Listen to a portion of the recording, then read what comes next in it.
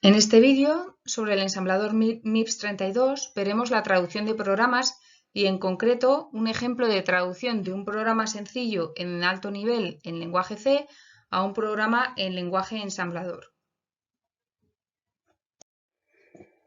Aquí vemos la estructura de un programa en ensamblador. Los programas en ensamblador van a tener secciones de datos y secciones de código. Dentro de la sección de datos vamos a tener primero la directiva .data, que nos indica el comienzo de la sección de datos, y después podemos tener directivas que reserven espacio de memoria para variables como por ejemplo .space, o bien directivas que no solo reservan espacio, sino que también dan valores iniciales a esas variables, como por ejemplo .word para una variable que tenga tamaño palabra, o por ejemplo .ascz para cadenas de caracteres. También podemos tener directivas para definir constantes, como sería por ejemplo .eqv. Vale, la sección de código va a comenzar detrás de la directiva, justo a continuación de la directiva .txt, y ahí vamos a tener todas las instrucciones en ensamblador y también las generadas por el traductor a partir de esas instrucciones. Si tenemos alguna serie de instrucción que luego se traduce en varias instrucciones, pues también estarían ya ahí traducidas dentro de la sección de texto. Para finalizar la ejecución de un programa, vamos a tener que realizar una llamada al sistema, que es lo que se llama syscall, de system call, llamada al sistema. ¿Cómo se usan los servicios cuando se hacen llamadas al sistema? Lo primero que vamos a tener que hacer es guardar en v0 lo que sería el servicio que queremos llamar, ¿vale? El servicio que queremos llamar. En el ejemplo estaríamos guardando el servicio número 17, que lo que hace es un exit, ¿vale? Va a hacer que termine, pero pudiendo devolver un valor, ¿vale? Entonces en v0 tenemos que guardar lo que sería el servicio del sistema operativo al que queremos llamar. Servicio del sistema operativo. Y luego, si ese servicio requiere algunos argumentos, pues los vamos a tener que guardar en $A0, $A1, $A2, así, etcétera, ¿vale? Entonces, en este caso, estamos pasándole un argumento, ¿vale? En $A0, que sería en concreto el valor 0. Una vez que ya tenemos cargado en v0 el número de servicio que queremos y en a0 lo que sería o a0, a1, a2, etcétera, los argumentos, vamos a poder ya llamar con la instrucción syscall a la llamada al sistema. Y esta llamada se ejecutará y en caso de que devolviera algún valor de retorno, pues se podría coger de los registros de valor de retorno.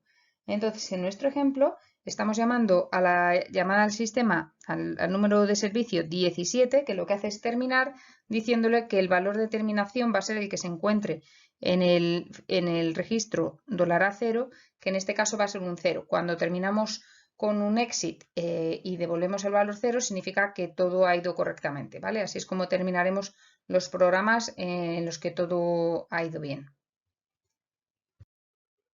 Vemos aquí la traducción de un programa en C a la izquierda a lo que sería su correspondiente código en ensamblador a la derecha. Como sabemos, C es un lenguaje de alto nivel y por tanto su sintaxis es más parecida, está más cercana al programador y las instrucciones son más potentes que en ensamblador, las operaciones que podemos hacer en ensamblador pues son más sumar dos datos, copiar un dato de un lugar a otro, guardar el resultado, por ejemplo, en memoria, o saltar a una determinada instrucción. Son operaciones más sencillas. Luego vamos a tener un mayor número de ellas. Comenzamos la traducción cuando declaramos estas tres variables sin valor inicial, int suma, int cont, int n, que en ensamblador lo que haremos será poner tres etiquetas, una para cada variable, la etiqueta suma, cont y n, que irán asociadas a sendas direcciones.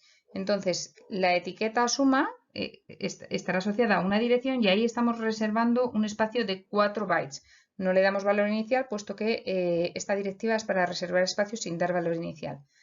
Después, en la dirección que sea, asociada a la etiqueta cont, tendremos reservado otros 4 bytes para esta variable y otros 4 bytes para la variable n. Asimismo, debemos reservar espacio para lo que serían las tiras de caracteres que aparecen en el programa en C, esta de aquí y esta de aquí, que van a ser la tira 1 y la tira 2. Y nos referiremos a ellas también por sus etiquetas. Tira 1 y tira 2 son tiras de caracteres ASCII que terminan con el carácter nulo y se corresponden con introduzca el valor límite y el valor de la suma es, y sabemos que estas tiras en memoria terminarán con el carácter nulo. A continuación nos encontramos la directiva .text, que nos indica que el código comienza a partir de ahí, ¿vale? Y es muy habitual comenzar el código con la etiqueta main, ya que se corresponde con la función principal en los programas en C. Entonces nos viene bien para que el código también sea más legible. Al principio lo que hacemos dentro del main sería, la primera instrucción es una instrucción de printf. Para imprimir por pantalla vamos a tener que llamar al servicio correspondiente dentro del sistema operativo, que es el servicio cuyo número es 4. El servicio 4 lo que hace es imprimir un string, una tira de caracteres. Luego, para poder hacer la llamada al sistema y que se imprima la tira de caracteres, habremos tenido que meter en el registro V0 el número del servicio que queremos llamar, que en este caso sería el de imprimir caracteres, ¿vale? Como si fuera un printf. Y vamos a tener que meter en el registro de argumento A0 la dirección de la tira de caracteres que queremos imprimir, que en este caso sería tira 1, ¿vale? Luego, estas tres instrucciones de aquí estarían haciendo ese primer printf. Después, lo siguiente que hace nuestro programa es un scanf, tanto por %d, guardándolo en la variable n. Le pasamos la dirección de la variable n para que ahí se guarde ese entero que escanearemos. Entonces, eso en ensamblador se corresponde con el servicio 5, que lo que hace es leer un entero. Y ese servicio 5 lo tenemos que meter en el registro V0, ¿vale? Y hacer la llamada syscall. Ahí se leerá un entero. ¿Que dónde se va a almacenar? Se va a almacenar en el registro V0. Luego, si queremos después que ese valor leído esté en la dirección de la variable n, esté en la variable n, vamos a tener que hacer un almacenamiento, ¿vale? Para guardar en esa n, guardar el valor que haya en el registro V0, ¿vale? Este store word estará almacenando la palabra que encuentre en el registro V0, que es el entero que se ha leído, en nuestra variable n. Luego, estas instrucciones de aquí se estarían correspondiendo con ese scanf. A continuación, vemos que lo que hacemos es inicializar la variable, a la variable suma le asignamos un 0. ¿Eso cómo lo vamos a hacer? Pues primero cargamos el dato 0, el valor inmediato 0 en el registro S0 y después almacenamos ese registro S0 en la posición de memoria correspondiente a la etiqueta suma, que es ni más ni menos este espacio que habíamos reservado para la variable suma. Luego ahora mismo suma ya valdría 0, ¿vale? Estas dos instrucciones se corresponden con suma igual a 0. Después se hace contador igual a 1. Pues lo que vamos a hacer es muy similar. Cargamos el dato inmediato 1 en el registro S1 y almacenamos ese registro S1 en la dirección de la variable contador. Luego ahora ya contador valdrá un 1. Y ahora vamos a comenzar un bucle while. Es muy típico para los bucles, que además como vamos a tener que ejecutarlos varias veces y volver y romper el flujo secuencial para iterar en el bucle, es muy típico poner una etiqueta al comienzo del bucle para poder saltar luego ahí. Cuando estemos al final del bucle, poder retornar y volver a ejecutar otra vez el bucle. Entonces, en ese bucle lo primero que tendremos es la comprobación de la condición. La condición nos dice si el contador es menor o igual que n, ¿vale? Entonces, lo primero que vamos a hacer es que nos cargamos en el registro S2 lo que tenga la variable n, ¿vale? Cargamos lo que haya en la variable n en esa dirección de memoria en el registro S2 y si este registro comparamos si es mayor que el registro $1 con respecto al registro $2, ¿vale? Y si nos fijamos en el registro $1, lo que teníamos era ya este 1 de contador, pues entonces vamos a irnos al final del bucle. Y para ir al final del bucle tenemos otra etiqueta que se llama también endWhile, de final de bucle. A continuación, lo que haremos si no hemos acabado, si no nos hemos salido del bucle, es porque esta condición se sigue cumpliendo y entonces permanecemos dentro del bucle while, ya que no es mayor que, sino que es menor o igual. Y entonces lo que vamos a hacer es esta operación de suma igual a suma más contador. Para eso, lo que tenga la variable suma lo guardamos en el registro S0, lo que tenga la variable contador en el registro S1, hacemos esas dos cargas, después realizamos la suma de lo que tenga el registro 0 con lo que tenga el registro S1, con lo cual estamos haciendo suma más contador y lo estamos almacenando en el registro que estamos utilizando para la variable suma, que es el registro S0, y después almacenaremos ese resultado en memoria mediante un store word. Almacenamos lo que hayamos obtenido como suma en la variable, en la dirección de la variable suma. Luego con eso ya tendríamos esa instrucción de aquí, ¿vale? Con esta parte de aquí. Todo esto de aquí sería igual a suma igual suma más contador. Y esta parte de aquí sería la comprobación de la condición del bucle while. ¿Vale? Y después tenemos que hacer contador igual a contador más 1. Pues eso es simplemente el registro que estamos utilizando para el contador, que es el $S1. A $S1 le sumamos 1 y lo guardamos en ese mismo registro $S1 y después almacenamos lo que tenga $S1 en contador. Luego aquí estamos actualizando la variable contador para que sea lo que valiese antes más una unidad. Y hacemos una bifurcación al comienzo del bucle while, ¿vale? Este jump nos llevaría otra vez al comienzo del bucle while, donde se volvería a comprobar la condición ahora, ya que contador ahora es mayor, ¿vale? Seguimos viendo si es menor que n o no, y así sucesivamente se estaría realizando ese bucle hasta que la condición no se cumpla y saltemos a end while, ¿vale? En el momento en que saltemos a este end while, el código continuaría por aquí. Y lo que tendríamos que realizar es, si os fijáis, este printf. Luego, para hacer un printf ya habíamos visto que el servicio del sistema operativo al que tenemos que llamar es el 4. Luego metemos un 4 en el registro v0 y después vamos a guardar la dirección load address, la dirección de tira2 en el registro de argumentos $A0. Cuando hagamos la llamada al sistema, esto lo que provocará es que se imprimirá tira2 por pantalla, ¿vale? Y ya tendríamos este printf. Y dentro de este printf, si os fijáis, hay que realizar la sustitución de manera que aquí se imprima el valor de la variable suma. Luego eso lo que vamos a hacer es que ahora vamos a llamar a la llamada al servicio, que necesitamos el servicio de imprimir un entero, ¿vale? Que es el servicio 1, y el entero que queremos imprimir es suma. Luego vamos a guardar suma en el registro de argumentos A0, para que cuando llamemos a syscall ve que lo que queremos es imprimir un entero y va a imprimir el entero que se encuentre en A0, que no es más que ese suma.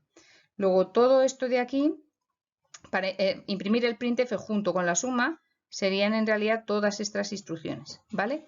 Y por último, para terminar, lo que vamos a hacer es cargar el servicio 17, que lo que hace es un exit, salir, y dar el valor de salida 0, diciendo que todo ha ido bien.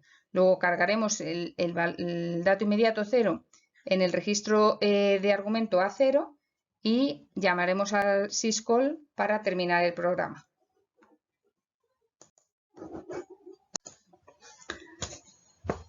Por tanto, para programar en ensamblador nos vamos a servir de las etiquetas, que no es más que una representación simbólica de direcciones en el programa, pero que a nosotros nos va a ser mucho más fácil utilizar la etiqueta main que tener que decir cuál es el valor de la dirección donde comienza la primera instrucción, en este caso de nuestro programa main, o la primera instrucción de nuestro bucle while, ¿vale?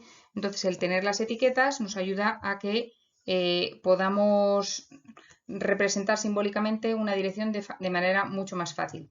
Estas etiquetas van a ser direcciones que van a corresponder a datos cuando son etiquetas relacionadas que acompañan a directivas, como la directiva, si os acordáis, la directiva space que habíamos estado viendo, ¿vale?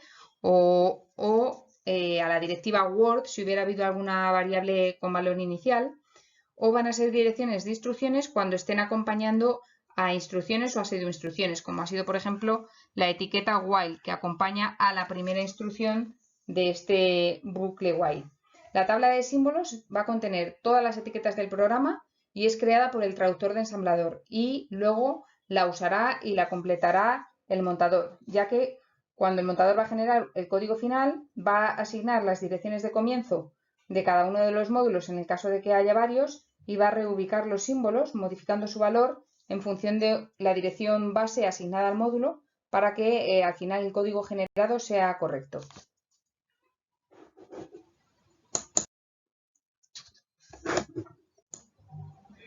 Cuando tenemos un programa que está dividido en distintos módulos, el montador o el linker en inglés va a tener que unir todos estos módulos para poder formar al final el fichero ejecutable.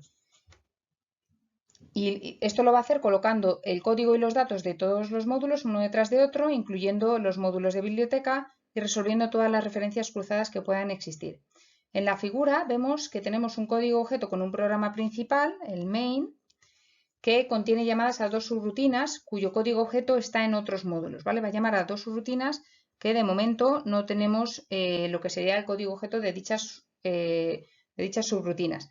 En concreto van a ser las subrutinas sub, que va a estar en un módulo objeto creado de forma independiente, y la rutina printf, que es una rutina de la biblioteca estándar de C.